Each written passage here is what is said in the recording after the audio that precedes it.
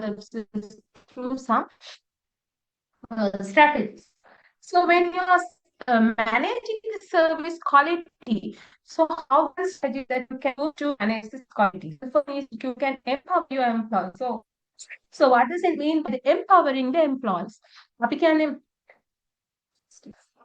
So when we're talking about the empowering employees, right? So you have to එකන අපි හැමතිස්සෙම කියන employee කෙනෙක්ට යාට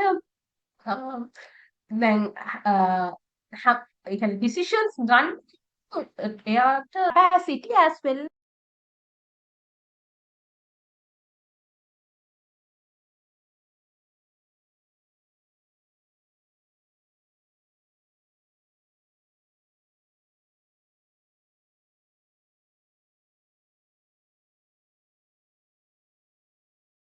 Recording in progress.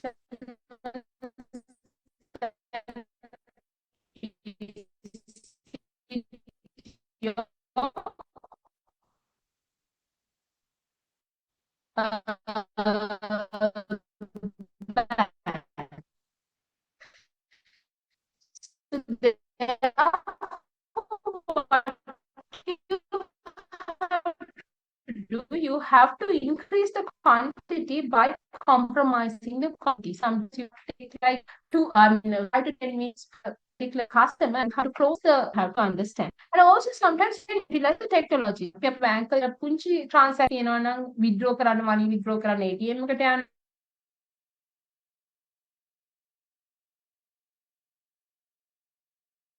යන්න online ගිහිල්ලා online system එකේ දාන්න කියලා. So then it increases the productivity as well as the quality, right? So these are the way that these are the marketing strategies that service firms can use.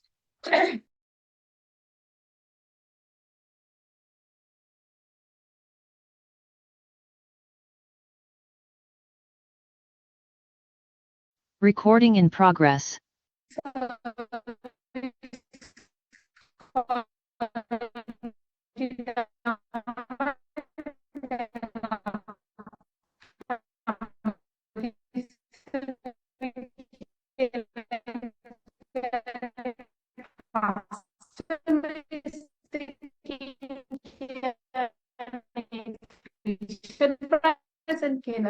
Employee is the key with your customer, right? So you might promise for a lot of things, but still at the end of the day that your employees are the people who are going to deliver it to your customer. So what you have to do, you have to make them satisfy in order to satisfy the customers. ඒ හින්දා දැනගන්න ඕනේ ඔයාට profit එකක් හරි growth එකක් තියෙනවා නම් you have to give it to your employees service quality. And so you have to improve their welfare, you have to provide them the opportunities, you have to provide them care facilities, you have to increase their bonus. So you have to increase the internal service quality. So what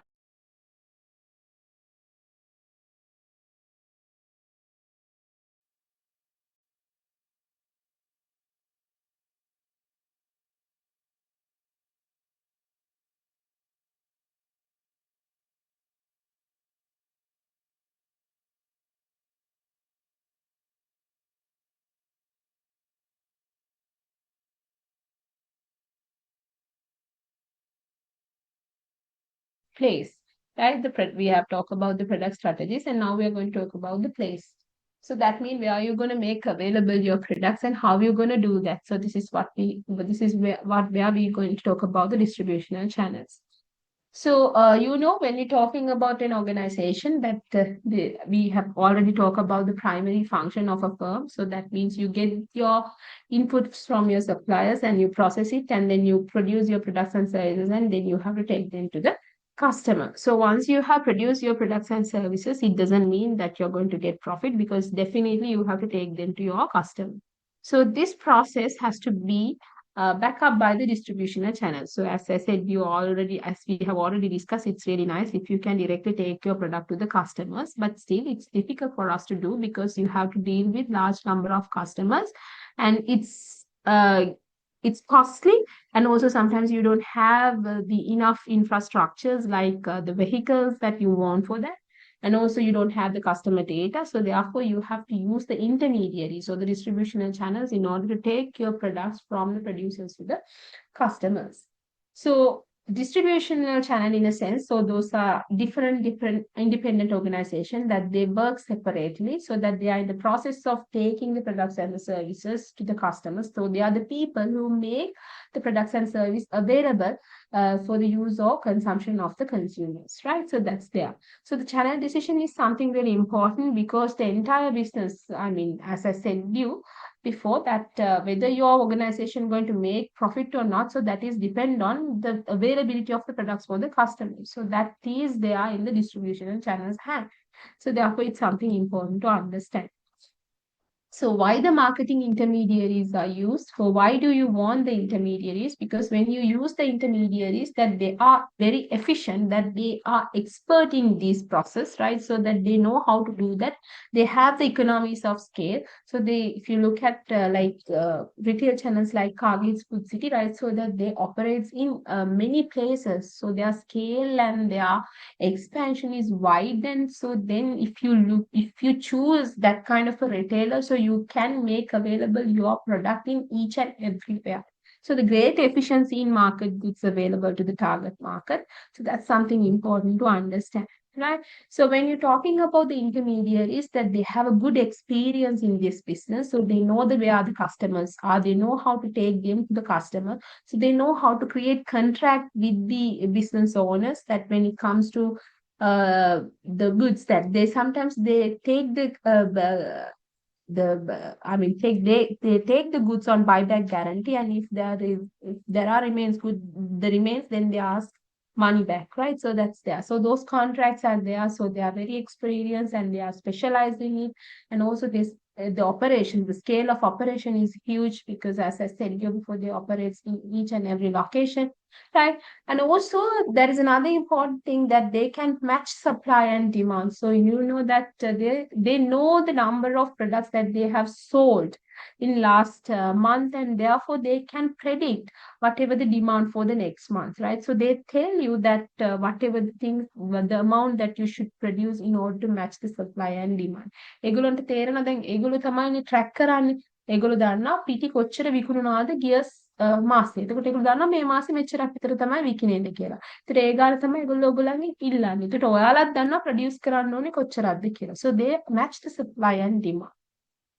And when we're talking about the distributional channels, so there are many functions. So basically we know that they are taking the products from the producers to the customers. So that is there, right? So that is the physical distribution. So this is what we call as the physical distribution. So it's obvious, but right after the physical distribution, other than the physical distribution, so there are many other functions that the distributional channel do. Right, so let's talk about those functions right now. So when you're talking about the distributional channels, so they are the people who gather information. So they gather information in the sense that they gather information from the producers as well as the customers, right? So when they take the information, right? So if there is a change in the customer demand trends, if they feel like that, they can gather those information. අපි තමා track කරන්නේ. අපි බලනවා දැන් customers මේක ගන්නවා අඩුයි. මේකේ අවුලක් තියෙනවා. ඒ information ඔක්කොම අපිට එනවා. ඊළඟට market එකේ තියෙන අනිත් product වල prices. So all this information are there. And also when you need to do some promotional campaign, you cannot do it without their help. හරිද අපි මේගොල්ලන්ට කිව්වොත් මේ ගානට අඩුවෙන් මේක ඩිස්කවුන්ට් එක ඒගොල්ලන්ට දෙන්න ඕනේ කියලා ෆුඩ් සිටි එකෙන් තමයි ඩිස්කවුන්ට් එක දාලා ඒක ප්‍රේම කරන්නේ. So the promotion has to be done through what promotion has to be done again through this distributional channel. And also that this is the contact point. If something has gone wrong, right? So just think that you buy a Candos chocolate from a Cargill's Food City, right? So if the Candos chocolate is not, I mean, in a proper condition, if it's rotten or something is wrong with it, do you go to Candos or do you go to the place where you bought it? You go to the Cargill's Food City. So that is the contact point. So that is also something that you have to understand, right?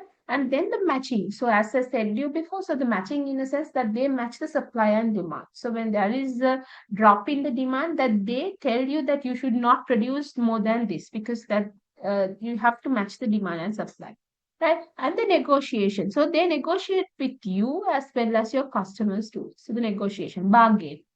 Physical distribution, of course, we have talked about it, and the financing. So, as I said you before, when you buy some stuff that you don't always buy on cash. So sometimes you buy on credit basis. So then you have to do this financing, and also sometimes you are buying, you pay money and you buy them and you sell them.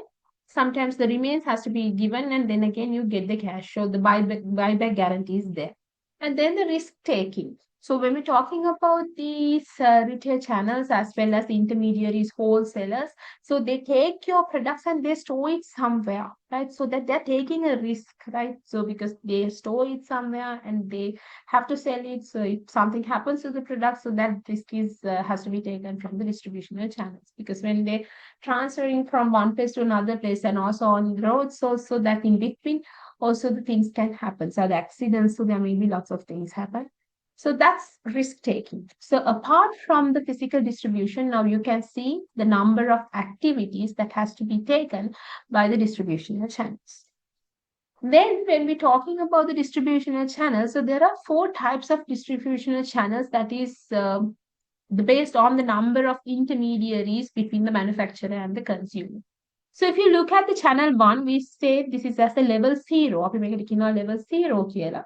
මොකද if you look at this channel, you can see there are no market intermediaries. So there are no market intermediaries. So the manufacturer directly sell the product to the consumer. So this is why we call it as a level 0, because you don't have any other levels here.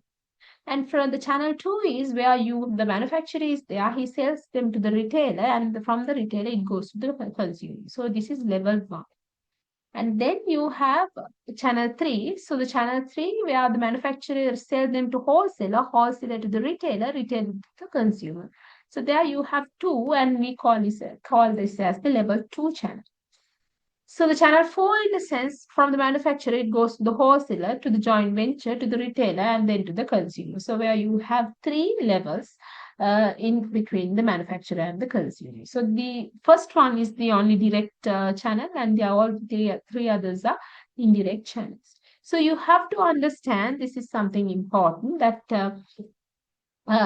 it can be even extended based on the number of intermediaries that might appear in between the manufacturer and the consumer. Right? හැබැයි මේක එකම දෙයක් මතක තියාගන්න ඕනේ, මේ එතන වැඩි වෙනවා කියලා කියන්නේ. So when it increases the number of intermediaries, it decreases the profit that is gained by the manufacturer, as well as it increases the amount that the consumer needs to pay. Consumer දෙන ගාණත් වැඩි වෙනවා, manufacturer ලැබෙන ගාණත් අඩු වෙනවා. මෙතන කට්ටිය වැඩි වෙන්න ඒගොල්ලන්ට තමයි profit එක යන්නේ. So this is a kind of an eternal question or issue that you find in agricultural marketing in Sri Lanka, where the farmers get a kind of a substantially very low income, as well as the consumer has to pay a kind of a huge amount, substantially high amount, in order to fulfill their needs and wants. So who get the profit is that the people who in between the manufacturer and the consumer intermediaries. And when we're talking about the channel designing, so then first thing is that you have to design your channels. So our product decisions, we said that when we're talking about the product decisions, that there are 5 decisions. So the first thing is that you have to decide the attributes, then the brand, then the packaging and labeling and post-purchase care. So just like that, so you have to decide your distributional channel. So what are the design decisions? So the first thing is that you have to analyze the consumer service needs. So what are the things that they need? අපි බලන්න ඕනේ කස්ටමර්ට ඕනේ නිකම්ම product එක ගෙනල්ලා දෙන්න විතරද. ඊට අමතරව මේක හයි කරන්නත් ඕනේ. වෙන මොන හරි ඉන්ෆර්මේෂන් දෙන්නත් ඕනේ. So you have to think about the consumer service needs. And then you have to set the channel objectives and constraints. So හිතන්න ඕනේ needs අනුව, so you have to set your objectives, and also you have to think about whatever the limitations that you have. So if you don't have enough vehicles, if you don't have enough people, so what are the constraints that you have? And also you have to understand the major alternatives. දැන් මම මොනවද මට තියෙන options? මට හැමතැනම දාන්න පුළුවන්. තැන් කීප එක දාන්න පුළුවන්. එහෙම නැත්නම් exclusively එක තැනක තියන්න පුළුවන්. So what are the options that I have and what I should see? Right, so you have to evaluate the major alternatives. So we call these stuff as the major distributional strategies, which is known as the exclusive distribution, selective distribution, and the intensive distribution. Exclusive distribution වලට ඉස්සෙල්ලා අපි කතා කරමු intensive. So we'll go from the bottom to top. So when we're talking about the intensive distribution, උදාහරණයක් විදිහට ගත්තොත් FMCG product, fast moving consumer goods, so you have to make available them everywhere so that the customer should have very easy access, because these are the stuff that they very often use and frequently use and immediately buy. So you have to use many outlets as much as possible. So that's known as intensive distribution, where you make it available everywhere. And then you have the selective distribution. So the selective distribution, in a sense, it's not something like the FMCG product. So you do not buy that often. So what you can do is, so you can have them in kind of few or few outlets. Few in a sense, less than the all. ගොඩක තියෙනවා. හැබැයි හැම එකේම නෙමෙයි. So the less than all. Right? Selective distribution. And ඊළඟට අපි ගත්තොත් ගොඩාක් luxury product එකක්, luxury branded product එකක් ගත්තොත් ඒක අපි දාන එකම exclusively අපි කියන Rolex exclusively, so that it's there in one go place, this particular place. So that's exclusive distribution. So the limiting the number of intermediaries, right? So that's about the exclusive, and then selective and intensive distribution. So we call them as the distributional strategies. So you have to evaluate the alternatives and you have to select the best and fitted one for your organization. Then when we're talking about the channel management decision, so the first when you hiring staff, or because you have to select the best and appropriate channels for your organization. So the first thing is that you have to select them, and then you have to motivate them, then you have to evaluate. ඉස්සෙල්ලාම අපි බලනවා select කරනවා. මම ගන්නේ retail outlets, the wholesalers, the brokers, the agents, එහෙනම් ගන්නේ මොනවාද select කරනවා. select කරාට පස්සේ අපි ඒගොල්ලන්ව motivate කරනවා. අපි normal කඩේකට ගියාම අපි කියනවා හරි ඔයාලට අපි මෙච්චර margin එකක් දෙනවා. නැත්නම් මේ ටික විකුණුවොත් ඔයාලට මේව හැම වෙනවා. අපි මේ මුළු කඩේම decors හදලා දෙනවා. So you're motivating them through some intrinsic and extrinsic motivational factors. Then soon after the campaign, right? In each and every month, so you get the sales data. අපි බලනවා කාගේ එකෙන් කොච්චර විකුණලා තියෙනවද, කීස් එකෙන් කොච්චරද, අපි එකෙන් කොච්චරද. So you get the evaluation and you get the feedback. So those are known as channel management decision, right? And the next thing is that when we talk about the marketing systems, right? So you have to have a kind of a greater control. So you have to have kind of a corporate control, you have to have a contractual control, you have to have a kind of an administrative control. මේ sites දෙක actually මම අතාරින්නේ දෙකක්. දැන් මෙච්චර නම් නෑ ඇත්තටම. හරි අපි නිකන් කිය කරන් යන්න, but මේ slides දෙක නම් ඕනේ නෑ, right? Vertical marketing system එකයි vertical marketing මේ ටිකයි ඕනේ. Okay? So when we're talking about the channel behaviors and conflicts, right? So when we are selecting the distributional channels, අපි distributional channels තෝරනකොට ඒ දෙක අතර conflicts එන්නත් බෑ. ඒ කියන්නේ අපේම agent කෙනෙකුයි අපේම broker කෙනෙකුයි එකම දෙයට එකම market එකට compete කරනවා නම්, so that has not to be happen, right? Some channel behaviors and the conflicts are there. So channel has to be very effective and efficient. So each member should be given with a particular task, and that has to be separated, right? So your target market has to be demarcated. ඒ කියන්නේ ඕගොල්ලන්ට දෙන්නේ මෙතන විකුණන්න, මේගොල්ලන්ට දෙන්නේ මෙතන විකුණන්න. ඕගොල්ලෝ හැමෝම එකම කෙනාට විකුණන්න ගියොත් then there will be issues. So this is why we say that you have to sort out the channel conflicts. And also when we're talking about the distributional channels, we have to understand the importance of the logistic. Logistic කියලා කියන්නේ transportation වලට ගෙනියන්න ඕනේ. ඒ කියන්නේ distribution පටන් ගත්තා වගේම අපි transportation එකක් use කරන්නත් ඕනේ. So this is why we talk about the logistics. So that involves getting the right product to the right customer in the right place at the right time. So the companies, if you look at today's scenario, right, that they have to think about the logistic purposes, because logistic and the transportation is high costly. ලංකාවේ බැලුවහම environment එක pollution එක වැඩි වෙන්නේ economic growth එකට වැඩිය මේ transportation එක කියන හින්දා, right? So the logistic is becoming a kind of a key to winning and keeping the customer, right? So and also the logistic is very costly, right? So that is the that is the most important cost component in many of the companies, right? So therefore you have to understand and you have to select the best logistic option. It has to be efficient, cost effective. ඊළඟට technology එක use කරන ඔය හැමදේම තියෙන්න ඕනේ. හරි. ඊළඟට මේ අපි කතා කරන logistic system එකේ අපි හැමතිස්සෙම ගත්තාම so you have to provide a target level for the customer service with the minimum cost. අපි හැමතිස්සෙම බලන්නේ service එක දෙන්න ඕනේ. Cost එක අඩුවෙම වෙන්න ඕනේ. So it's a kind of a continuum. So where you have a high distribution cost එකකට යනවා නම් අනිවාර්යෙන්ම high customer service level එකක් තියෙනවා. high ස්ප්‍රෙඩ් එකක් තියෙනවා. low distribution එකක් යනවා කියලා කියන්නේ low customer service level එකෙන් තමයි අපි නතර වෙන්න වෙන්නේ. So these are the stuff that you have to understand. And when we talking about the logistic function, so these are little similar to the whatever we have studied when it comes to the transportation, right? Logistic function ගත්තහම ඔයා transport කරනවා එක තැනකින් එක තැනකට ඊට පස්සේ logistic function එක ගත්තහම ඔයා ගෙනාව බඩු store කරලා තියා ගන්න ඕනේ. So warehousing තියෙනවා, storage තියෙනවා, ඊළඟට stock එක යන එක එන එක mark කරන්න ඕනේ. So inventory is there, and also you are trying to minimize your cost, and also you are trying to process your orders. order එක ගේනවා, order එකට routine එකේ දානවා, මේ payment ගන්නවා. So the order processing has to be done. So that's known as logistic system and the logistic function.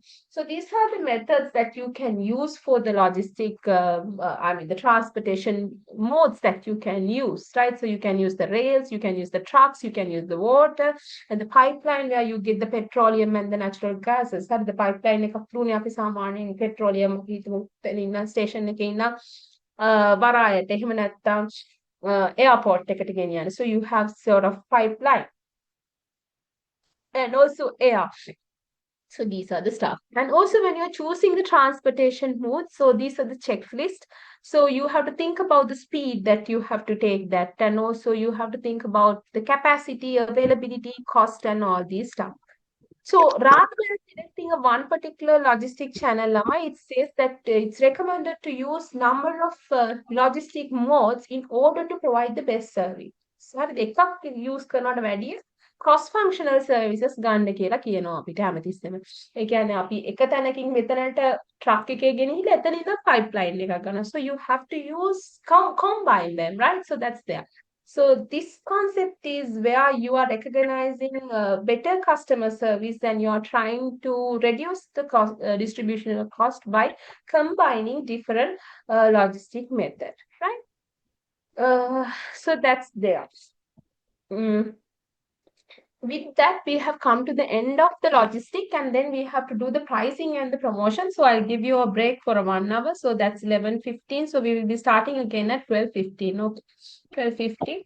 And then we'll do the price and the promotion.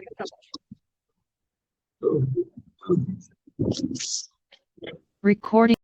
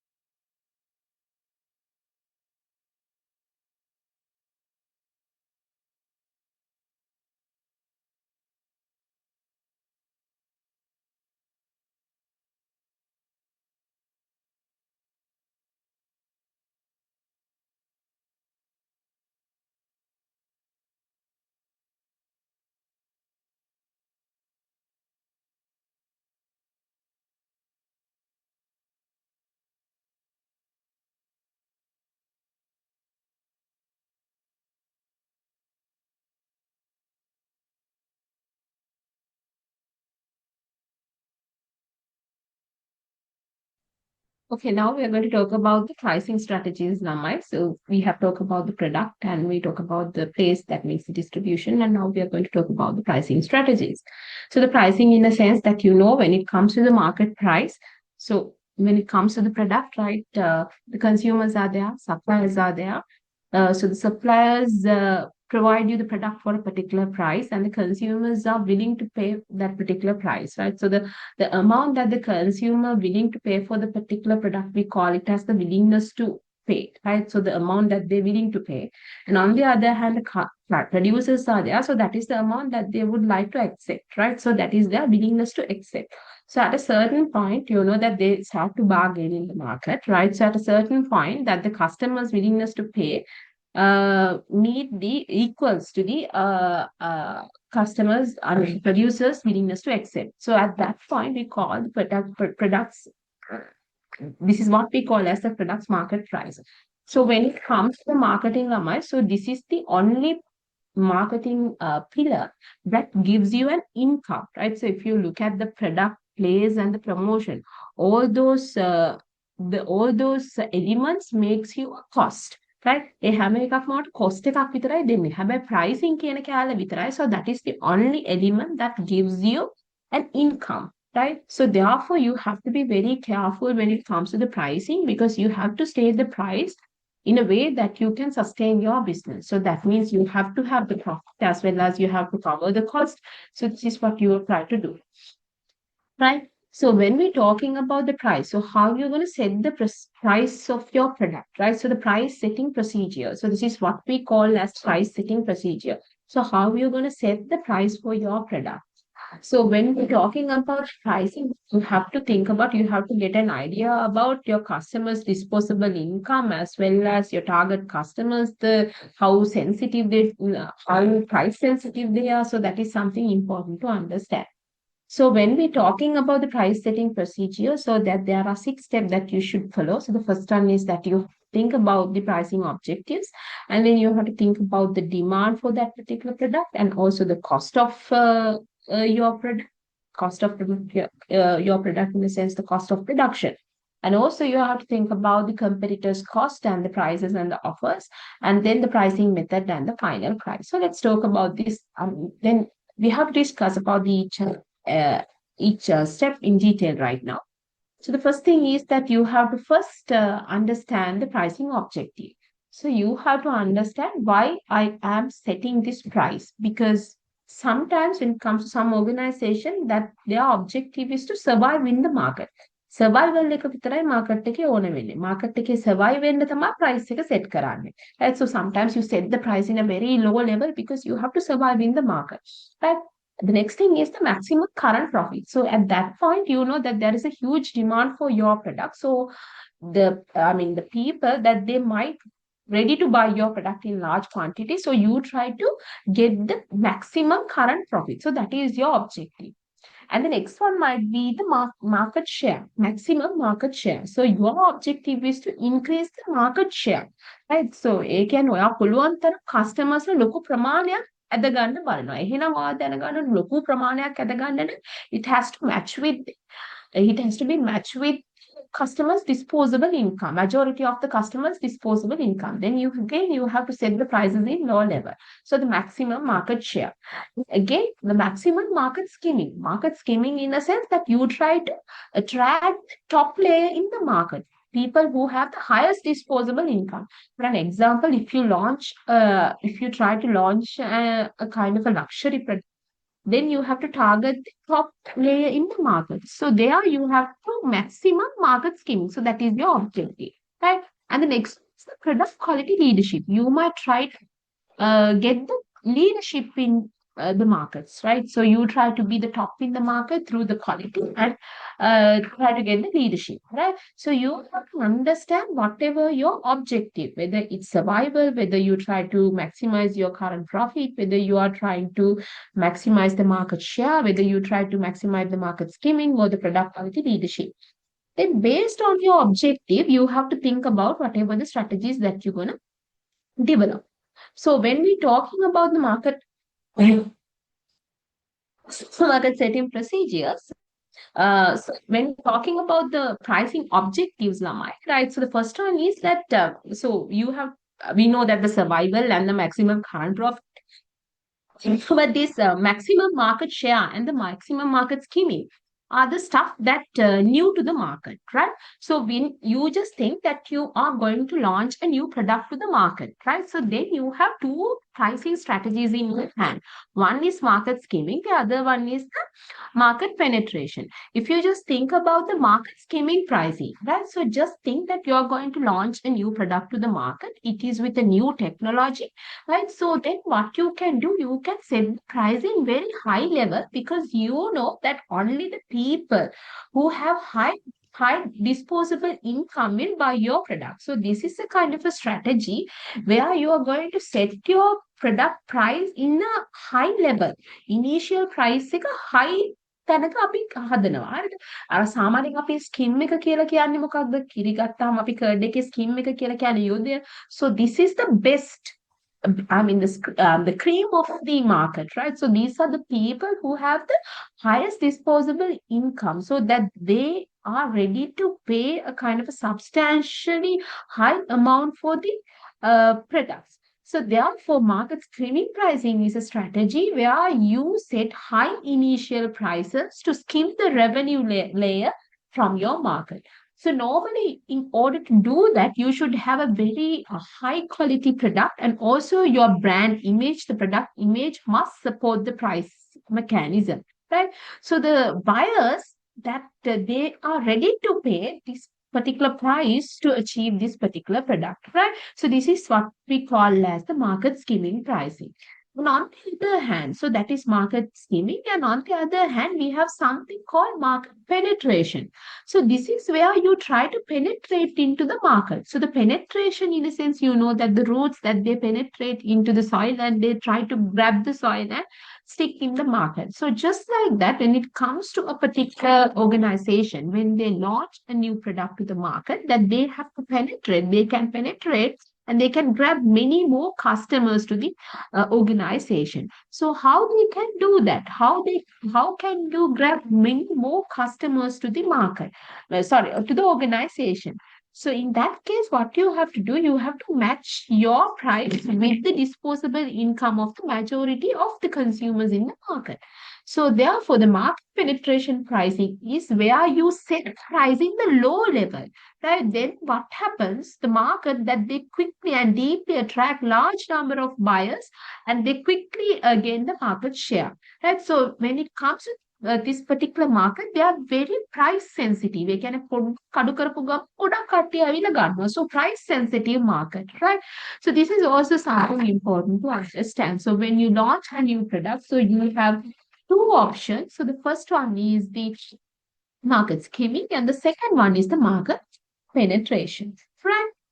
The next thing is, now we talk about the pricing objectives. Then what you have to know that you have to understand the demand for your product, right? So you know that in economics you have learned something called elasticity. That means how the demand for that particular product might change with the changes in prices, whether it's very price sensitive or not, right? So this has been learned in economics. So you have to understand the demand for the product. So when you change the price, how the demand might change, right? So there may be some products, even though you change the prices, that the demand won't change in that much.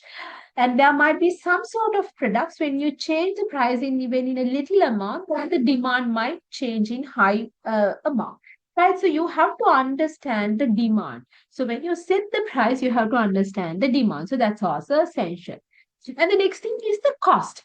You have to understand the cost. So when we're talking about the business, so our intention is to cover at least the cost, because we are not doing a charity. So first thing that we have to do is that we have cover at least the cost. You know, when it comes to the cost, there are two type of cost in an organization. So the first one is the fixed cost and the other one is the variable cost. Right? So you know that initially the startup cost is really high. So at the initial point, when you sell the products, you won't be able to make profit. So you try to at least cover the cost. එතකොට මුලින්ම විකුණගෙන යන්න පටන් ගන්නකොට ඔයාට cost එක cover කරගන්න හම්බෙන්නේ නැහැ පළවෙනි පාරටම. හරිද?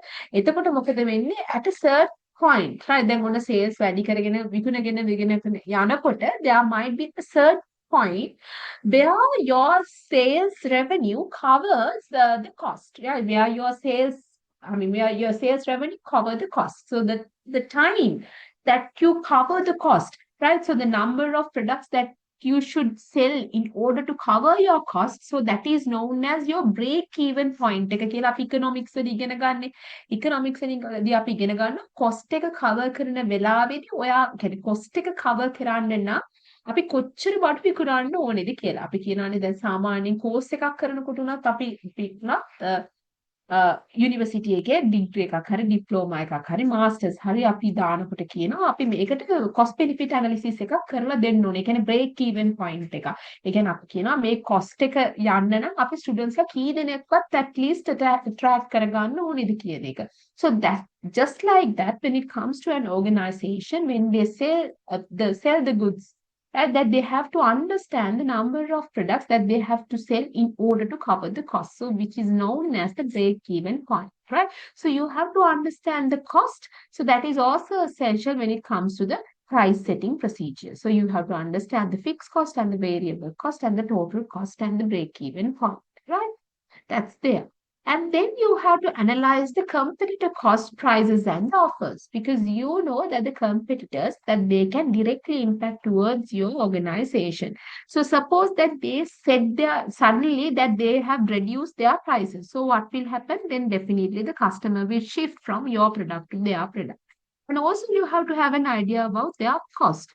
If they have kind of large economies of scale, or if they have adopted a kind of a new technology where they can reduce the cost and waste, then suddenly they will reduce the prices because now their cost of production has been reduced. So then you have to understand what I should do. So you have to think about the competitors' cost, competitors' price, as well as whatever the offers that they deliver, that they provide for their customers. That's also something important.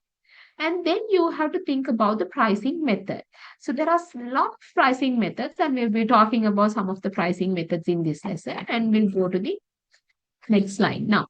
So here we are going to talk about the price setting methods. Even though we are talking about 4 methods here, that there are a lot of other methods, but for your level, I have selected just 4 methods to discuss. So the first one is the markup pricing. So the markup pricing in the sense that you are having a markup. So you know the cost of production, as I said you before. So you know the break-even point and you know the cost of production. So you say, okay, 5% for the cost, right? So that's our markup, right? So you keep a kind of a profit margin.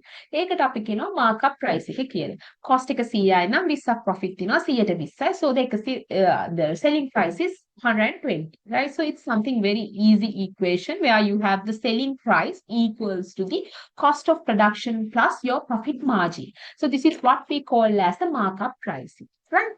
And then have the target return pricing. So the target return pricing in the sense that you invest in your business. So suppose that you have invested 100,000 rupees in your business. ලක්ෂයක් invest කරා. ලක්ෂයක් invest කරලා කියනවා මම බලාපොරොත්තු වෙනවා 20% income එකක් මේකට interest එකක්. ඒ කියන්නේ 100 invest කරලා මම බලාපොරොත්තු වෙනවා 120 rupees, 120,000 rupees in future. Right? So that is known as the target return pricing. ඒතකොට 120,000 rupees හම්බෙන්න නම් මම unit 100ක් හදනවා නම් එක unit එකක් කීයකටද විකුණන්නේ. So you have to divide your return from the number of units that you will sell. So that's known as the target return pricing. Okay. And the third one is the perceived value pricing. Perceived value pricing, in a sense, you think about the value of your product. So you think about the perceived value of your product to the customer.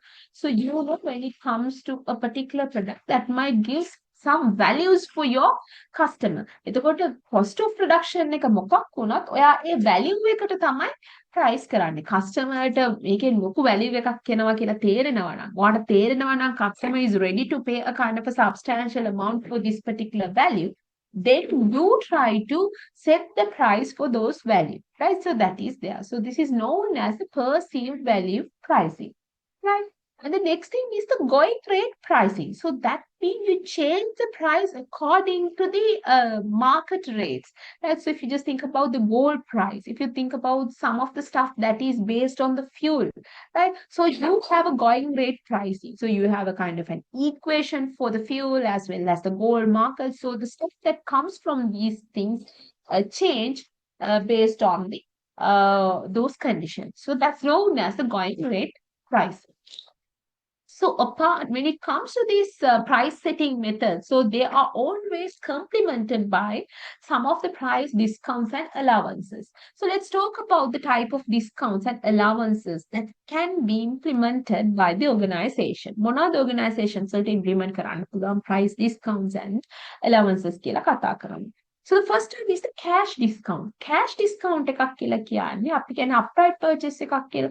So when you purchase the stuff on cash, so you'll be getting a discount. අපි කියනවා ගෙවන්න ගන්නේ නැතුව එකපාර ගෙවනවා නම් අපි මේකට 110ක discount එකක් දෙනවා.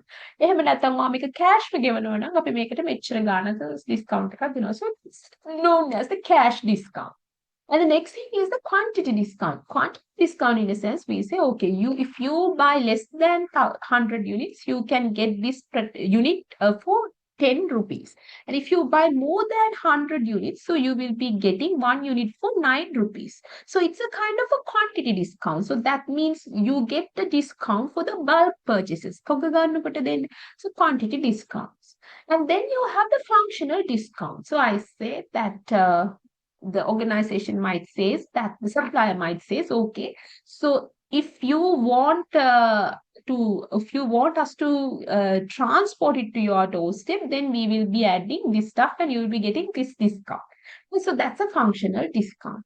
And then there might be a seasonal discount when there is like a off season, right? So specifically when it comes to the tourism industry, if you just look at the flights, the price of the air tickets, right? So that you will be getting the seasonal discounts at in a kind of off season time, right? And then there must be the allowances. Allowances, in a sense, you might have heard that sometimes people say that, okay, you take your used one and get a discount for the new one. So they are asking, so Singer, right? They're asking you to bring your old fridge and get a 10% discount or 20% discount for your new one. So those are the allowances, right? Then thereafter, we have to talk about another concept in pricing, which is known as discriminatory pricing. ඊළඟට අපි pricing වලදී කතා කරන තව concept එකක් තියෙනවා. ඒක තමයි discriminatory pricing. Discriminatory pricing කියලා කියන්නේ ළමයි, you change the prices you change the prices for some group of people, right? That is not based on the quality, right? So this is what you have to understand. You adjust the basic price to accommodate the differences in the customers, products, and the location, but not the quality or the cost.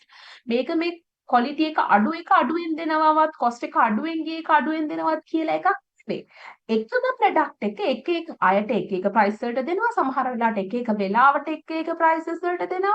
So this is what we call as the discrimination, price discrimination. You change the price, you accommodate different prices for different customers, different locations, but it's not based on the quality or the cost, not based on the quality or cost. So the first one is the customer segment pricing. So you change the prices according to the customers. For an example, just think about the you know that when it comes to the movie tickets, right? So movie tickets we can senior citizen කට්ටියට අපි 50% discount එකක් දෙනවා. එහෙම නැත්නම් කියනවා පොඩි ළමයින්ට 50% discount එකක්. Then you go and dine it, so it says, right, so if your kid is below than 12 years, that you will be getting 50% discount, right? So this is what we call as customer segment pricing. It doesn't say that they have any restriction, they can't eat this or they can't have it. When it comes to the movie, it doesn't say that you will be able to watch only this part. No, nothing will be changed with the original product, but we change the prices that is based on the customer segment. So if you look at the senior citizen account, that they give different interest rate for the senior citizen. So that is known as the customer segment pricing. And also product form pricing. So if you look at the Sunsilk sachet packet and the Sunsilk bottle, so you will understand 1 milliliter of shampoo in the bottle is costlier than the 1 milliliter of shampoo in the sachet packet. But if you look at the shampoo in a content, so that is similar. So I mean 1 milliliter silk is there. There is no change in the quality. But you might change the prices that is based on the form, product form pricing. So the same thing happens when it comes to the tea, right? So when the teas come, when the same tea level and the grade come up with a different package, so the price might change. So that's known as the product form pricing. And the next thing is the image pricing. Sometimes the same products, when you take it to the rural market, that you have to sell lower prices. When you sell it in kind of a high class shopping mall, then you have to increase the prices in order to maintain the image. Location pricing. So when you are in a movie hall, when you are in a theater, you might have seen that uh, you have to pay a kind of a substantially high amount. That you might have seen that there was a kind of a legal, legal cases against some of the cinemas for selling the food items for unnecessarily high prices, right? So this has to be taken into the consideration. So the location prices, if you look at popcorn, all right, if you look at Coca-Cola, right? So the amount of money that you have to pay for a Coca-Cola inside the movie hall is a little bit higher than the price of outside, right? So that's location pricing. And the time pricing. Sometimes the same product you might change the price of the same product in different time. So this happens specifically when it comes to the airlines, right? So airlines, when they set their prices that in off season and the peak season, so there is a kind of a calculator, actually pricing calculator, that they automatically change the prices based on the demand as well as the time for the departure. Right. And also, when it comes to the tourism sector, you might have seen that when you are booking a particular restaurant or a hotel, so there are also the price might change with the time, right? So when there is an off season, that you would be getting more discounts than the peak season. So you have to understand, in order to price discrimination works, then you have to have the market segments. Segment කීපයක් තියෙන්න ඕනේ එක එක price වලට ගන්න ලෑස්ති. So that is a kind of a must, right? එක්කෙනෙක් පොඩි ගානට ගන්නකොට අනිත් කට්ටිය ඉන්න ඕනේ අඩු ගානකට ගන්න. So in order to work it well, so you have to have market segments that is who have different intensities of demand, right? කියන්නේ price sensitivity ගැන මේ කියන්නේ. හරිද? ඒක වෙනස් වෙච්ච කට්ටිය ඉන්න ඕනේ. ඒ වගේම ආයි අඩු ගානට අරන් අනිත් එක්කිනාට වැඩි ගානට විකුණන්න බැරි වෙන්න ඕනේ. උදාහරණයක් විදිහට අපි ටිකට් එක අඩුවට අරගෙන වැඩි එක්කෙනෙක්ට වැඩි ගානට විකුණුවොත් එතකොට price discrimination එක හරියට වැඩ වෙන්නේ නැහැ. Right? So the members in the lower price segment should not be able to resell their products to the high price segment. So these are the conditions that you have to fulfill in order to work price discrimination well in the market, right? Then when we talk about the pricing strategy, so how can you set your pricing strategies in a product mix? So this happens where you have number of strategic business units in your organization. So just think that you have number of products in your portfolio. So how can you set their prices? So this is what we call as the product mix pricing strategies. So the first product line, then the optional, then captive, and then we will be talking about the byproduct and product bundle prices. So the first one is the product line pricing. You know that when it comes to a product line, right? So we think about the cost differences between the products in a product line. Right? So customer evaluate the features along this line. දැන් අපි ගත්තොත් Apple හරිද? එතකොට අපි දන්නවා Apple 7 තිබ්බා, ඊට පස්සේ අපි 8 ආවා, ඊළඟට 15 14 තිබ්බා, 14 plus 15 16 ඔය යනකොට line එක දිගේ. So how the features has been changed as well as how the prices has been changed. So this is what we call as the product line pricing. So look at this. So this is a kind of a very old example. There are the way that the iPad has been changed through the line, I mean the prices as well as the features. So you change the prices across the product line, right? So that's known as product line pricing. And then you have what?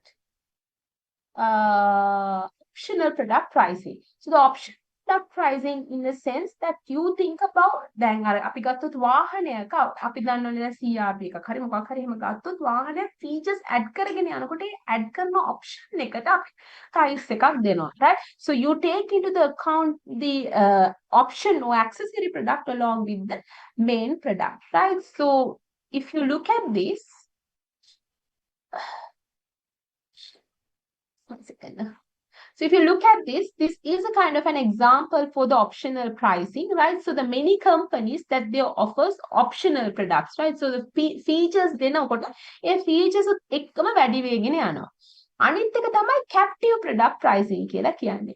Captive product pricing කියලා කියන්නේ ළමයි. So the main product always come up with the complementary product. So you cannot use the main product without this complementary product. For an example, to use the printer, you need the cartridge, but the price of the cartridge is respectively, comparatively higher when it comes to the higher than, comparatively ගත්තොත් ඒකේ ගාණ printer එකත් එක්ක බලන cartridge එකට ගෙවන්න ඕන ගාණ වැඩි.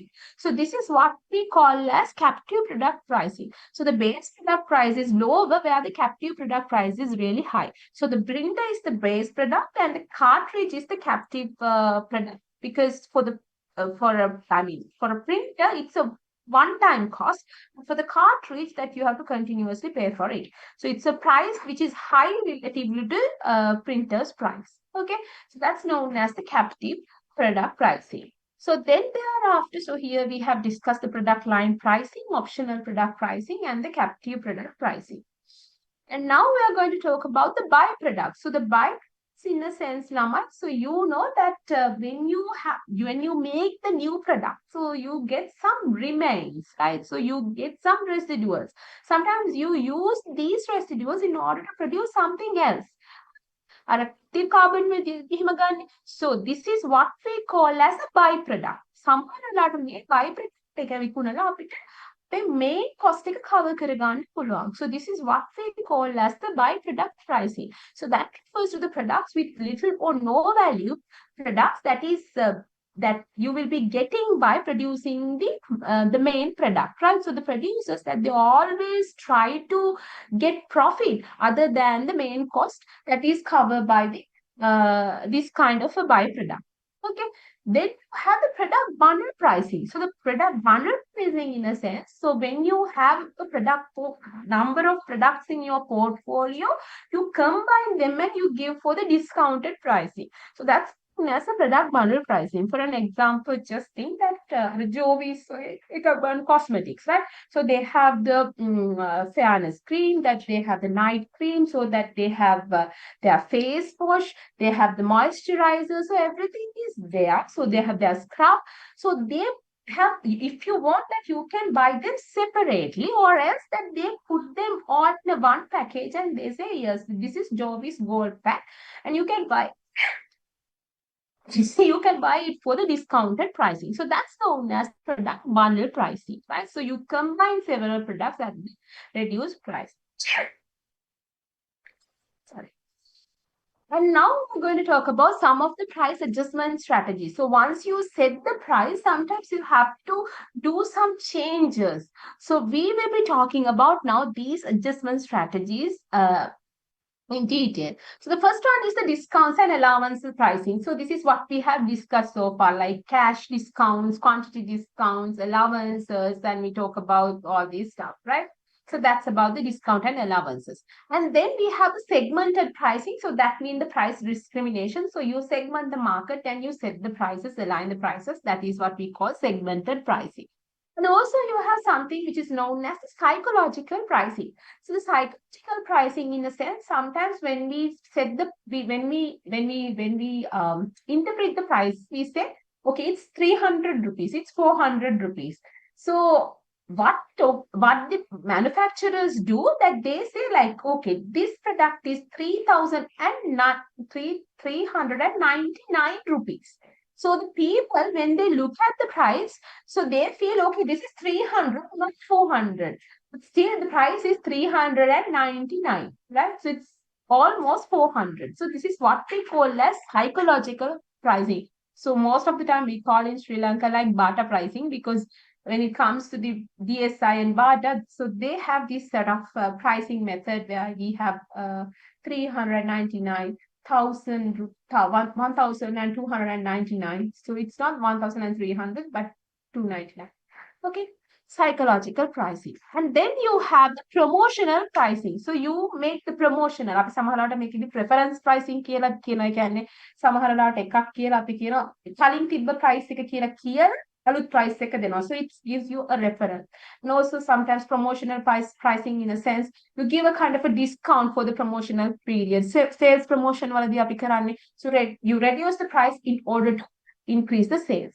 And also there are geographic pricing. So when you take your product to another country, so you have to sometimes pay for trade taxes and all this stuff. So then when you take that particular product there, so you have to pay little higher amount. So if you look at the automobile sector, is the best example. So if you're buying a kind of a Toyota, let's say Toyota, whatever the car here, right? So then in Japan, then you have to pay much less amount than here. So it says that when it comes to the automobile sector, so we are on top of the countries who pays high amount of money for the automobile. So it's a kind of a geographic pricing.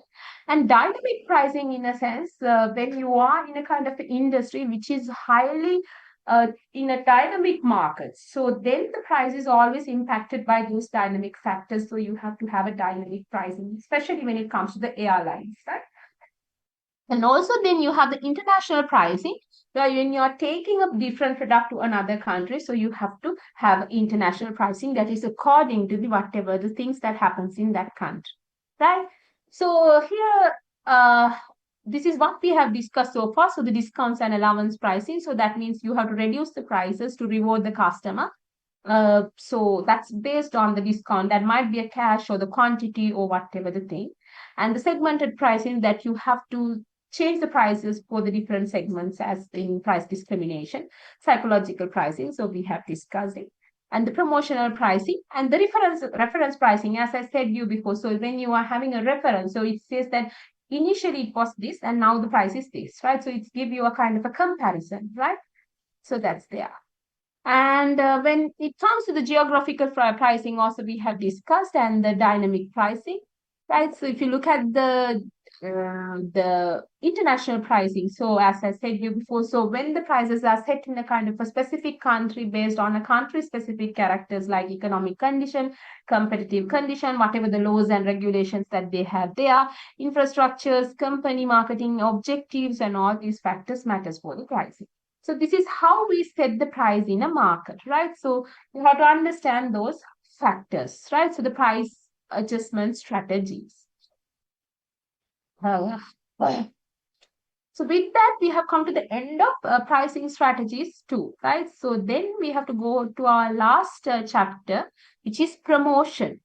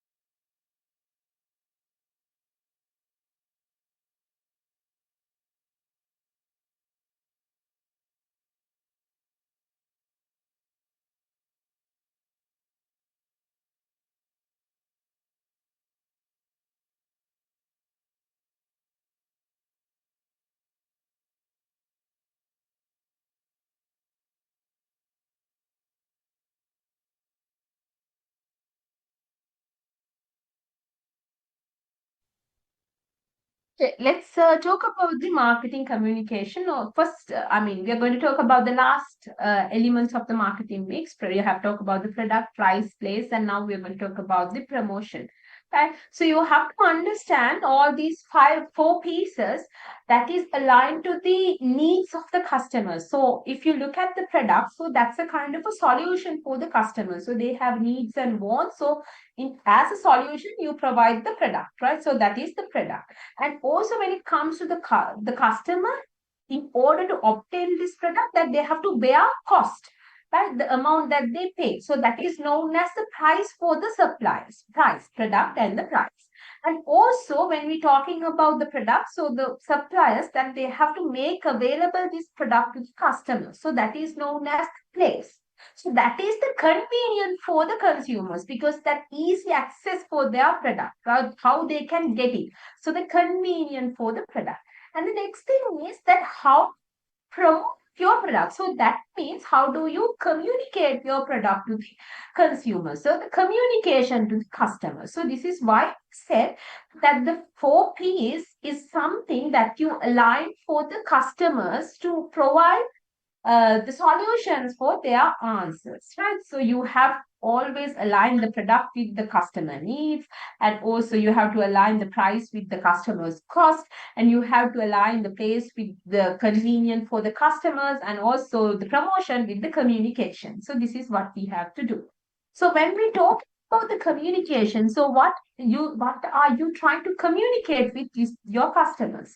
So you try to communicate the product features, your price, and the place where they can get them. Everything that we have studied so far that has to be communicated with the customer.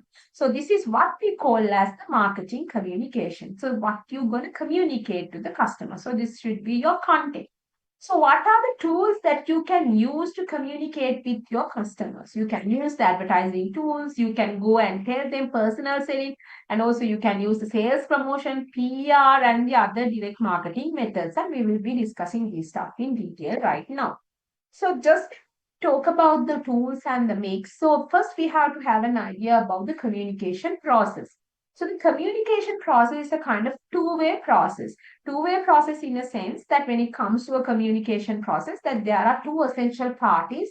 There should be a sender, there should be a receiver. So if you look at what happened now in between us, so I'm the sender, so I'm sending you a message, and on the other hand, you guys are receivers of my message, right? The sender is there as well as the receiver is there.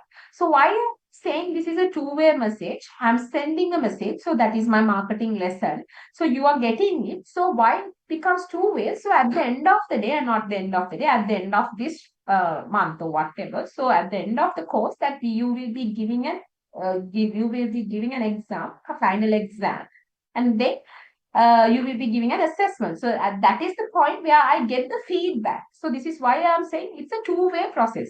Right? So we send the message and then I'll be getting the feedback. So this is why we call it as the two-way message. I mean, transmission ke like මගෙන් send එකෙන් receiver ට message එක යන transmission phase එක receiver ගේ මට වෙන එකට අපි කියන feedback එක කියලා. So this is what happens when it comes to the organization or business setup.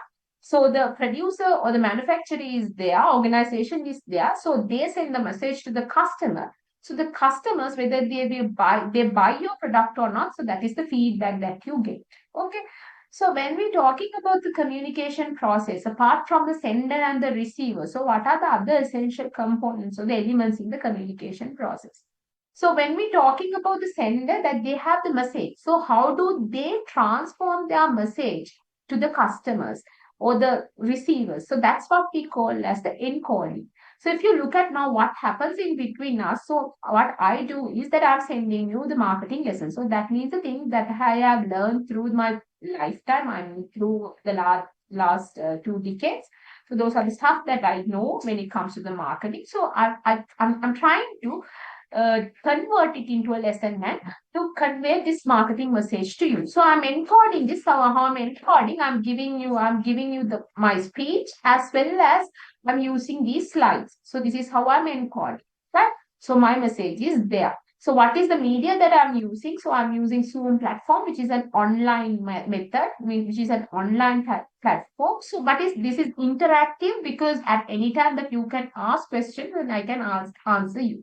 But anyway, you cannot see me and I can't see you. So this is not that much attractive because as we cannot see each other, right?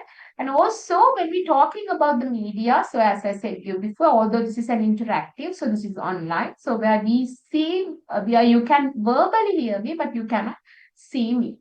And then on the other hand, so you guys are there.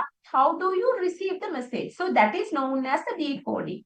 You have to understand for sure that you won't get what each and everything that I say, right? So you won't capture and you won't grab whatever the things that I might say, because there may be a lot of technical jargons. There may be people who study marketing for the first time, so there may be some of the terms that I use that they might be difficult for you. So the decoding, in a sense, the way that you convert my message into you, right? So that's decoding, right?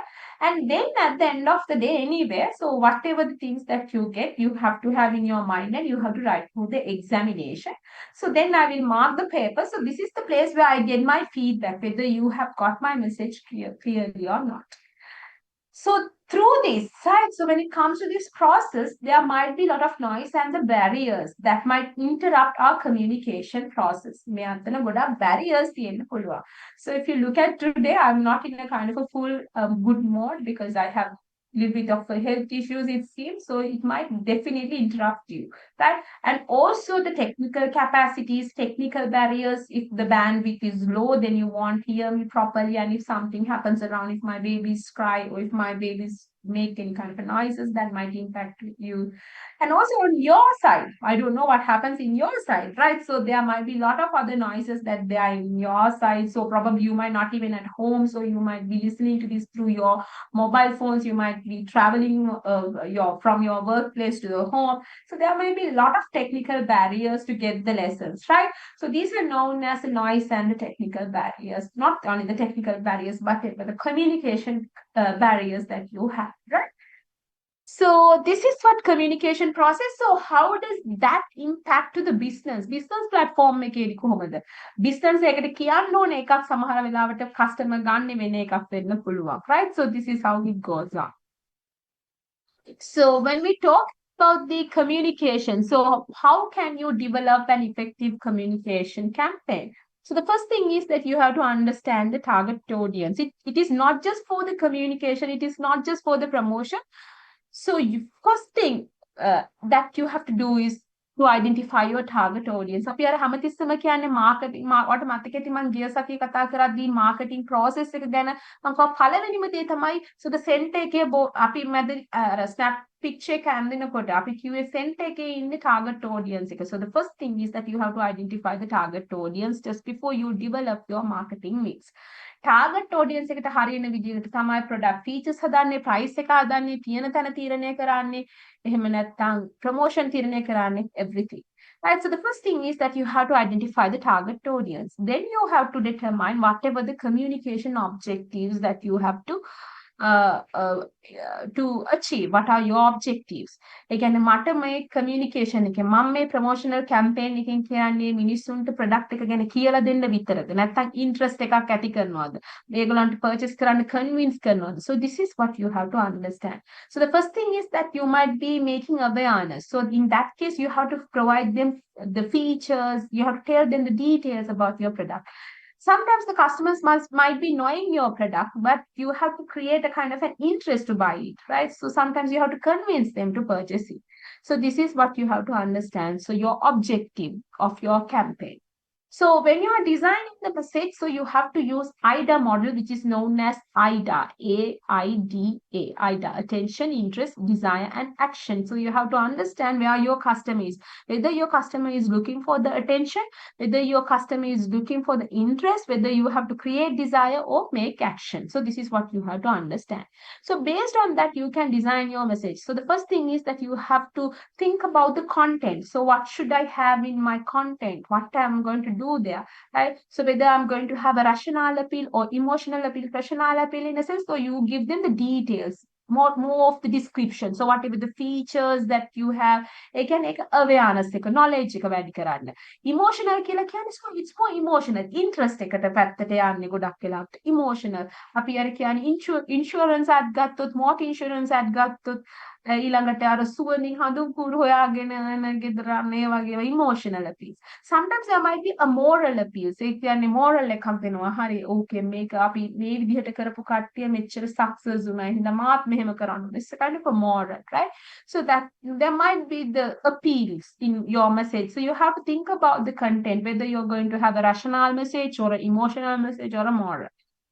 Then you have to create your message structure. So you have to have whether I'm trying to create conclusion. ඒ කියන්නේ doctor කෙනෙක් කෙනා doctor කෙනෙක් ඇවිල්ලා features ගැන කතා කරලා මේක තමයි හොඳම කියලා. So he come to a kind of a conclusion. So that's the structure. Right? And there may be a kind of an argument type. Argument එකක් කියනවා දෙපැත්තෙන් ඉඳගෙන අර wim ad එකේ තියෙන්නේ මේක බලනවා demonstrate කරනවා මේකට වඩා මේක හොඳයි කියලා. So that's an argument type. So there might be an argument order. So how pickle කියන්නේ so you come and a celebrity come Shahrukh අර ලංකාවේ සාරංග හැවිල්ලා කියන්නේ argument order එකක්. So that's the message structure.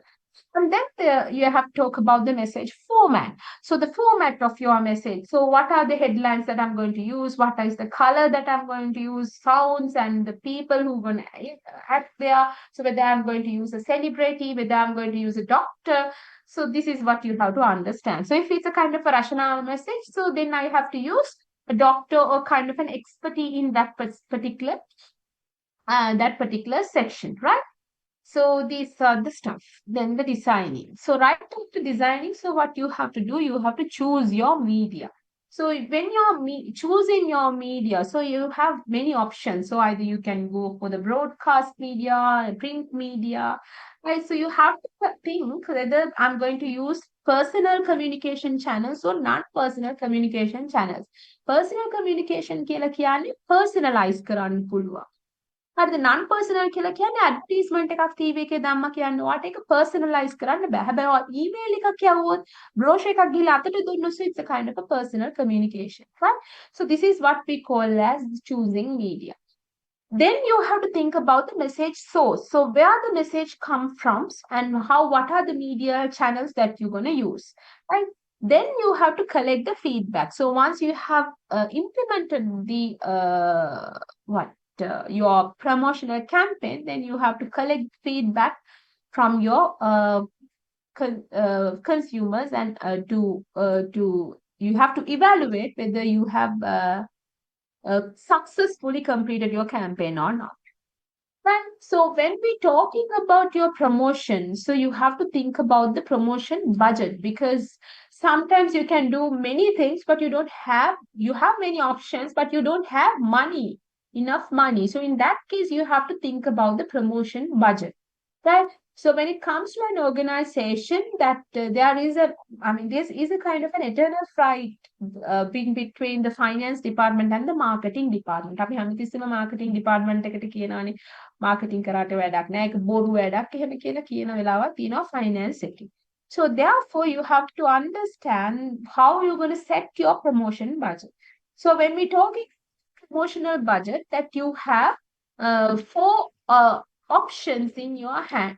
So actually not 4 methods, that there are many tools for setting your budget, but here we will be discussing about 4 methods, 4 tools that you can use to set your promotional budget. So the first one is the affordable method. Affordable method කියලා කියන්නේ, so we do not think about the objective, we don't think about the competitors, we don't think about what happens in the market. All what we worry about is whatever the resources that we have. So it says affordable method. We say that okay, this is the amount that we have. මෙච්චරයි අපිට දෙන්න පුළුවන් සල්ලි මේකෙන් කරගන්න කියලා අපි marketing department එකට කියනවා. So this is what we call as the affordable method. So the promotion budget. So then here what happens is that you give whatever you have, right? So that's known as the affordable method. And then you have the percentage of sales method. මම අර හැමතිස්සෙම කිව්වේ marketing වැඩක් නෑ කියලා කියන එකේදී finance එක කියනවා okay marketing වලින් sales වැඩි වෙනවා නම් මෙන්න මෙහෙමයි marketing අපි marketing වලට දෙන්නේ sales වලින් ගාණක් okay එහෙනම් sales වැඩි වෙනවා marketing වලට වැඩිපුර හම්බ වෙනවා. So you set the marketing budget as a percentage of the sales method, right? So you look at the sales, okay? You look at the sales and then So you look at the sales and then one second.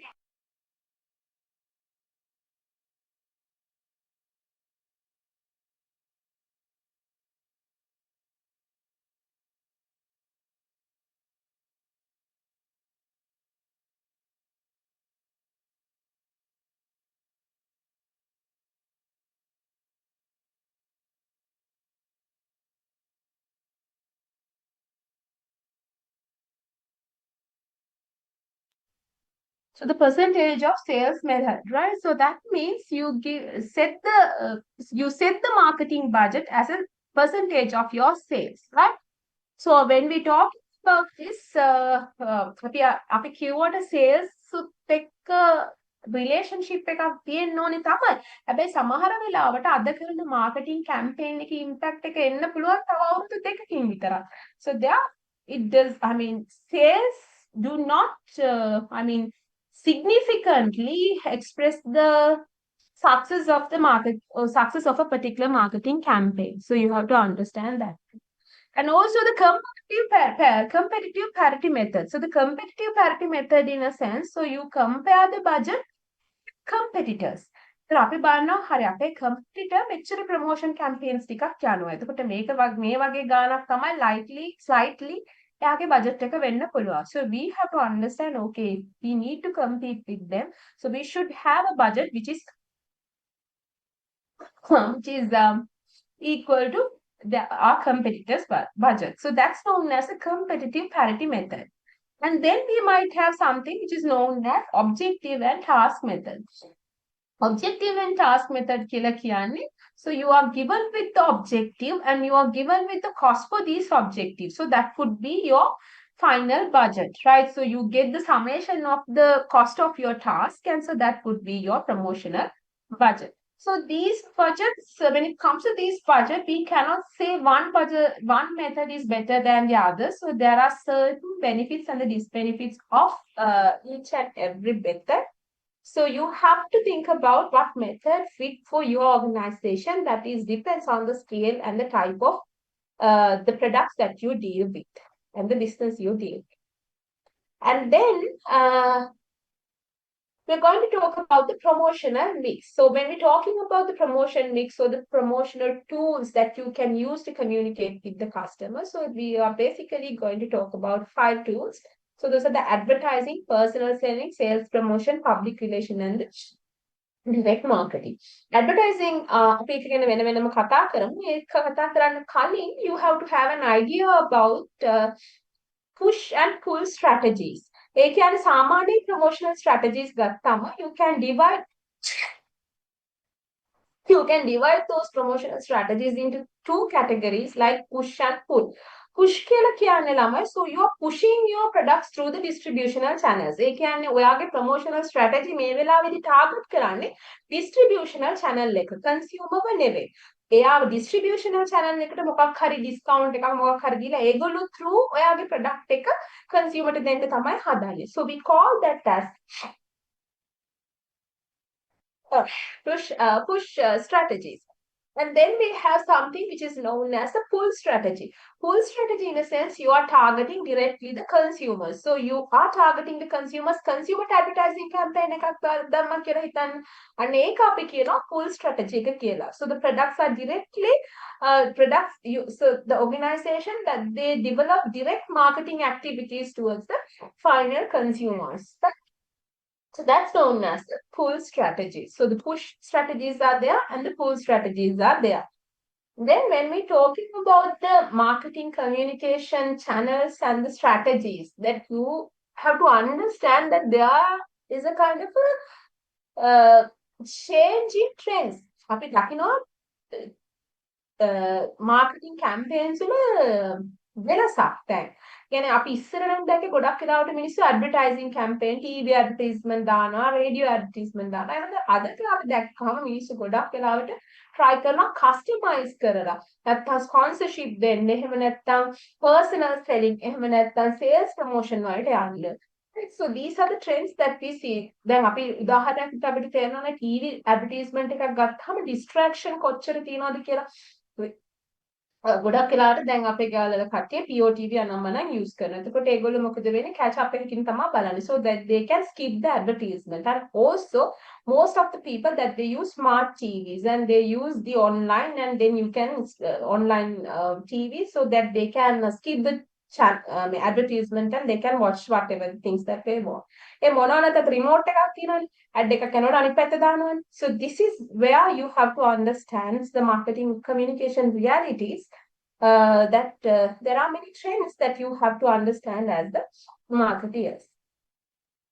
And it says like rather than stick to a one advertising අපි අර කිව්වේ distributional channel වලදී එකක් use කරනට වඩා ඔක්කොම use කරලා හොඳ දෙයක් customer ට දෙන්න පුළුවන් නම් ඒක තමයි වඩා වැදගත් වෙන්නේ. So when we talking about the integrated marketing communication, so here what happens that the organization that they carefully integrate and coordinate marketing communication channel in order to deliver a kind of a clear, consistent and compelling message. So this is what we call as the integrated marketing. දැන් උදාහරණයක් විදිහට අපි කතා කරපු tools පහක් තියෙනවානේ. There were 5 tools that we have discussed like advertising, personal selling, sales promotion, PR, direct marketing, sponsorship, event marketing, and also the packaging. Packaging power marketing tool එකක්. So you can use all these tools together in order to deliver a kind of clear and consistent accompanying message to the customer. So for an example, if you look at the Coca-Cola, that they have a kind of a holistic approach to reach their customers, that they have TV advertisement, they have the banners, they have event organizing, they have sponsorship, that they have push-pull strategies where they have many campaigns for the distributional channels. So you have to understand this. So these are the examples, few examples. So if you look at this, the Coca-Cola portfolio is here, right? So these are the campaigns that the push strategies that they use for their distributional channels. Regular channels, distributional channels, or then our fridge, then our vending machines, then our decos, then our so all this stuff. And they might have the banners and the cutout, billboard, and all this stuff. Then they sponsor some of the events, right? So they give the sponsorship, and also that they have TV advertisement and they have franchises with the other organizations like McDonald's. That they use a kind of a holistic approach in order to deliver a kind of a clear and consistent message to the customer. Right? So now we are going to talk about the promotional tools that we have discussed in our previous slide. So we said that there are 5 tools. So the first one is the advertising. So the advertising in a sense where you target a lot of customers. So this is where you cannot customize, right? Advertisement දැම්මහම ඒක හැමෝම බලනවා. So you cannot customize here, right? So when we're talking about the advertising campaign, so what are the major decisions that you have to take when it comes to an advertising campaign? So the first thing is you have to understand your target customers, and then you have to set your objectives and your budget, and then you have to decide your message, media, and campaign, which is very similar to what we have discussed so far. So when we're talking about the setting objectives, so what might be your objective? Advertising කරන campaign එකේ objective එක මොකක් වෙන්න පුළුවන්ද? අර අපි ඉස්සෙල්ලා කිව්වා වගේ ඉස්සෙල්ලාම awareness එක නැත්තම් awareness එක. So it's a kind of an informative advertising. So this is where you try to build primary demand. So the customers that they have no idea about what is this particular product. So you give the information. So informative idea, advertising. පළවෙනි primary demand එක හදන්න හදනවා. ඊට පස්සේ මොකද වෙන්නේ? දැන් select කරගත්තු ඒ ටිකෙන් selective demand එකක් හදනවා. So you're persuasive. You're persuade customers to purchase stuff. So that is known as the persuasive advertising. So then thereafter what happens? So then lot of competitors come to the market, and then you have to give the customers to platform to compare your product with the other product. So this is what we call as the comparison advertising. So you compare one brand to another.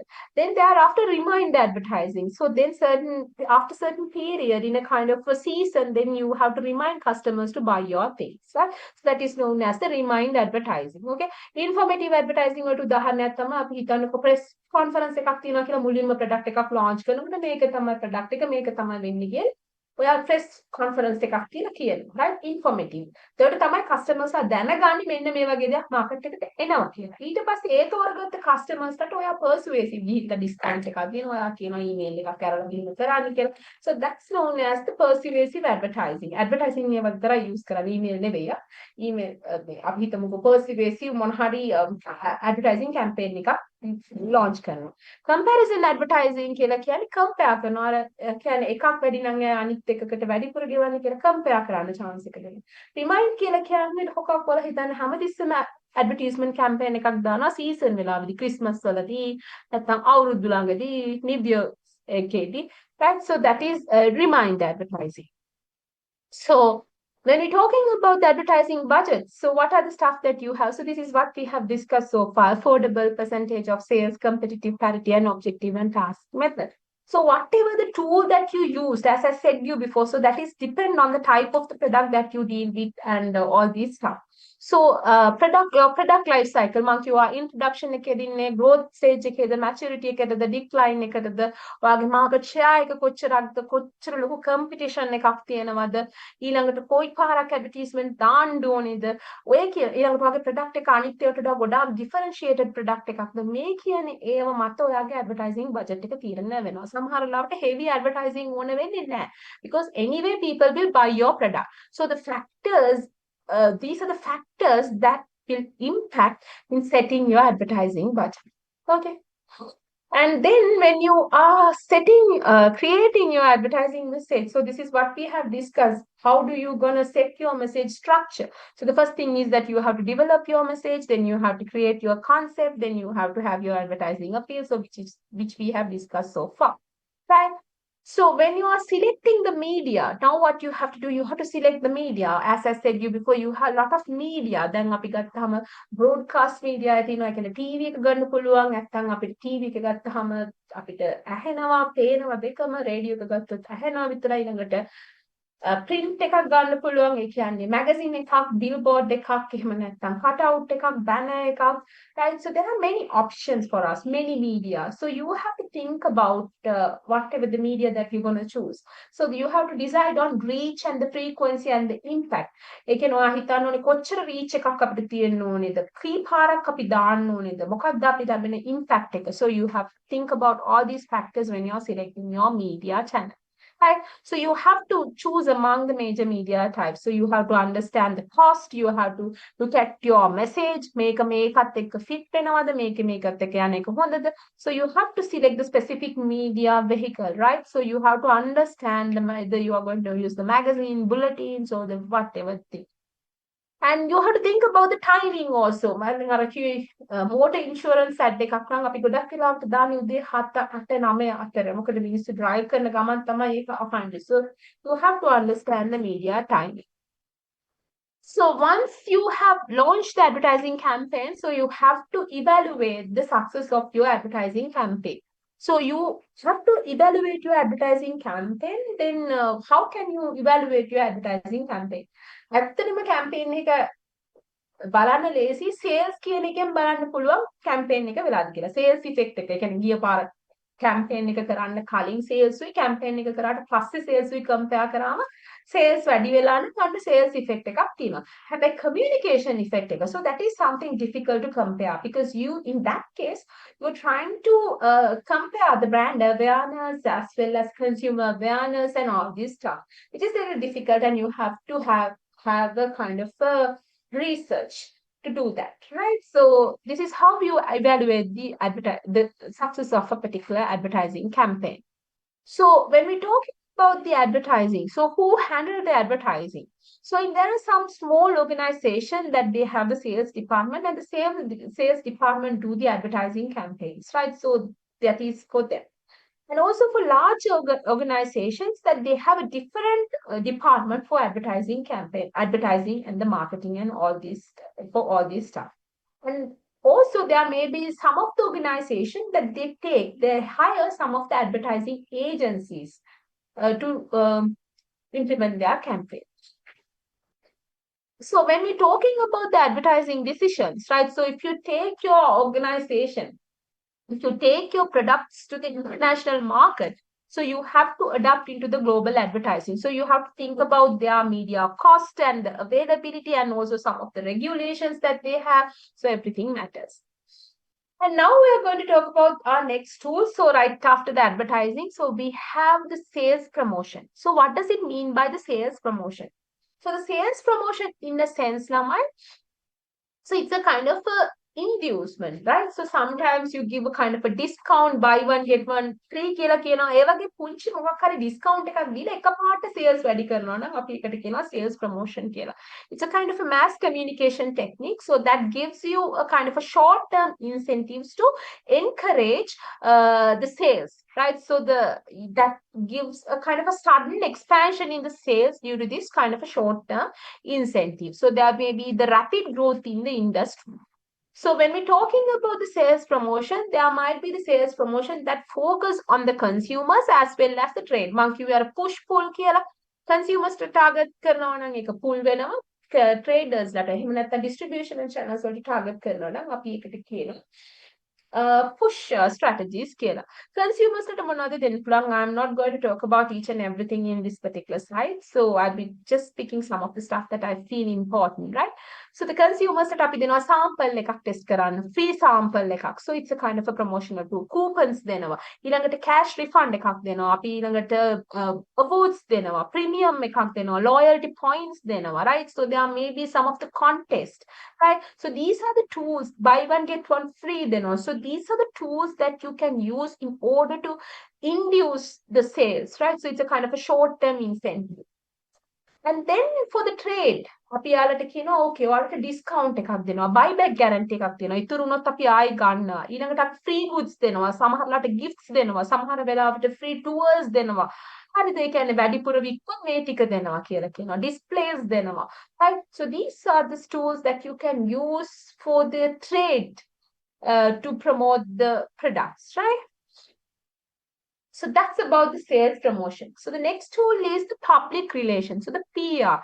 PR is also a kind of a way, මේක ගොඩක් වෙලාවට use කරන්නේ ළමයි. So when there are rumors against the companies, right? So there may be a kind of a negative publicity where there are unfavorable rumors or stories and events. So then people, I mean, the organization come forward and they do these kind of PR activities. So you try to create kind of a good relationship with the various stakeholders, right? So favorable publicity. So you try to build up your corporate image, right? So what happens with the Boeing and what happens with the Malaysian Airlines and Air India, right?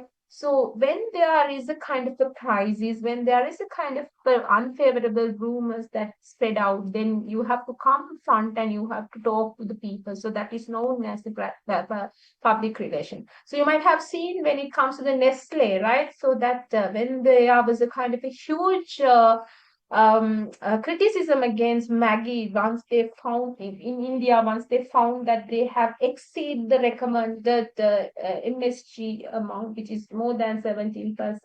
So then people started to boycott this Maggie noodles, and then the Nestle came forward and they did some public relation program. So what happens there? So in Sri Lanka, if you can remember, Anchor Melamine incident, right?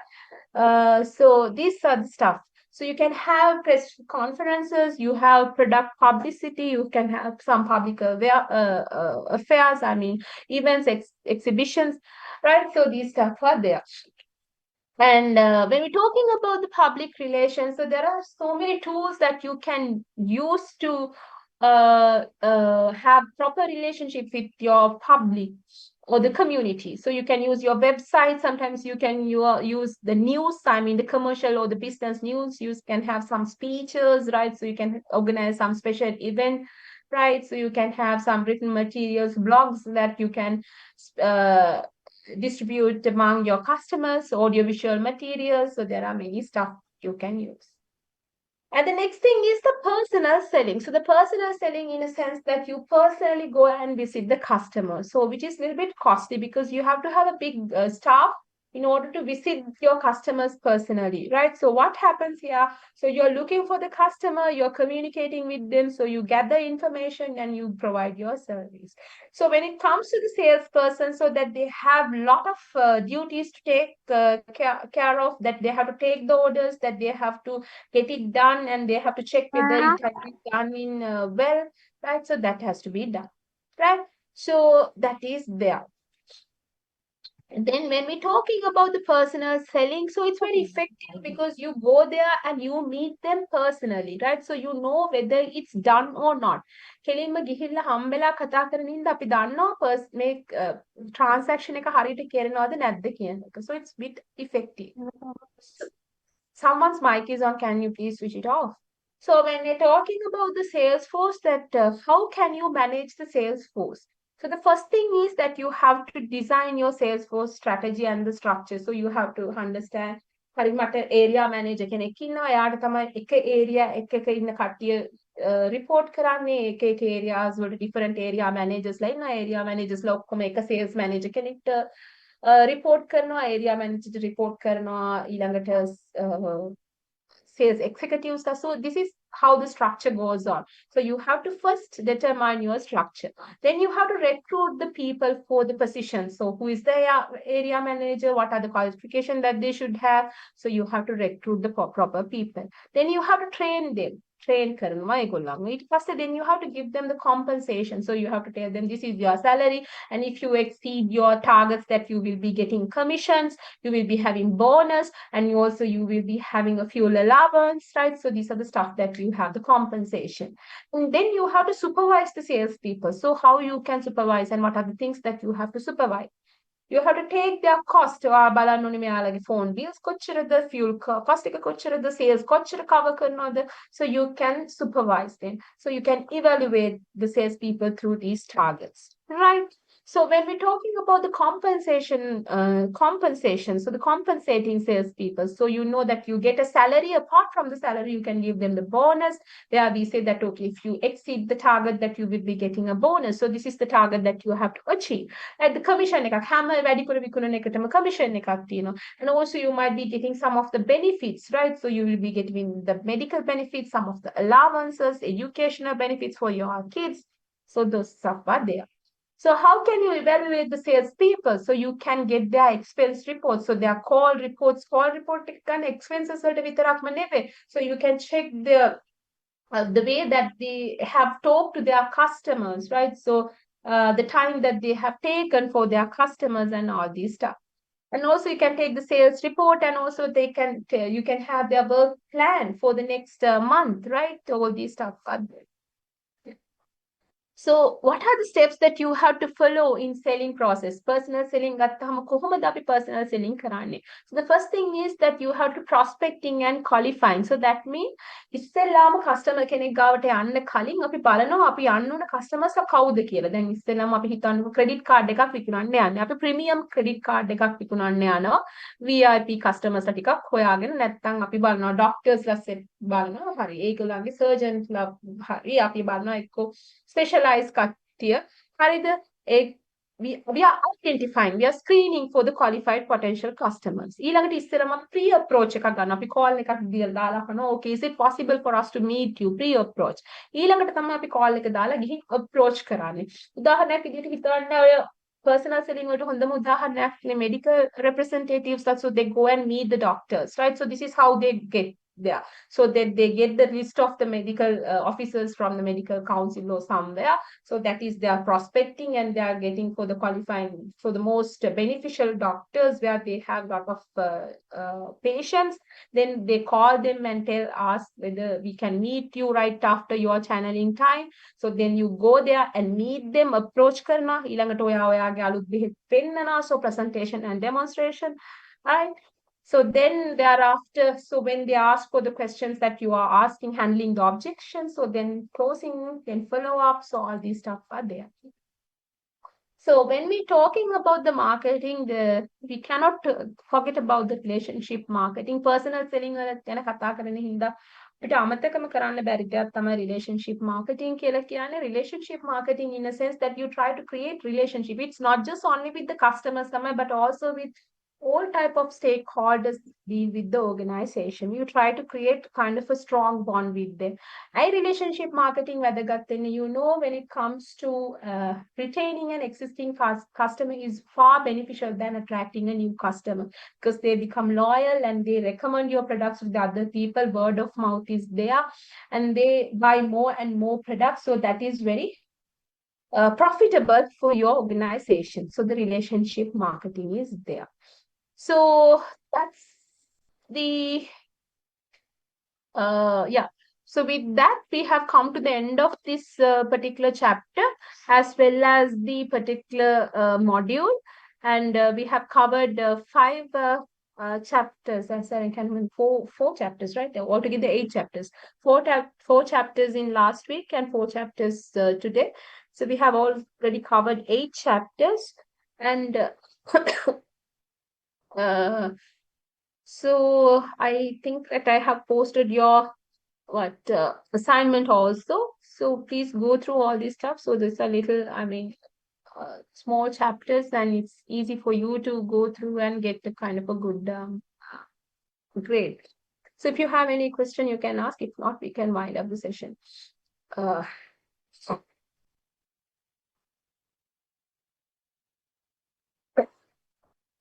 Excuse me, madam. yes. This subject examination is the next Saturday. I have no idea about the exam timetable. Actually, you have to check it with the office people, because you have to talk to the office and ask, please. Because I have no idea about the time of the examination. Okay, miss. Usually we participate in the exam in Sunday, but this exam only Saturday, miss. I have no idea. Better to ask from the office, because I have no idea about the time of the examination actually. So it's better Okay, to miss. ask from the Thank you, office. miss.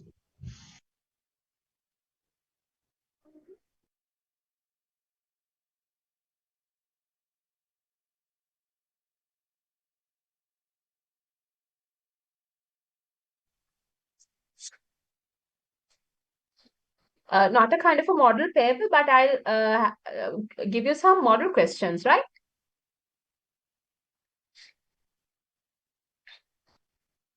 I'll make them available today, right?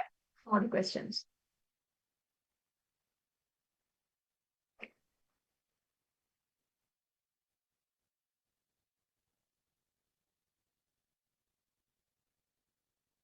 Okay.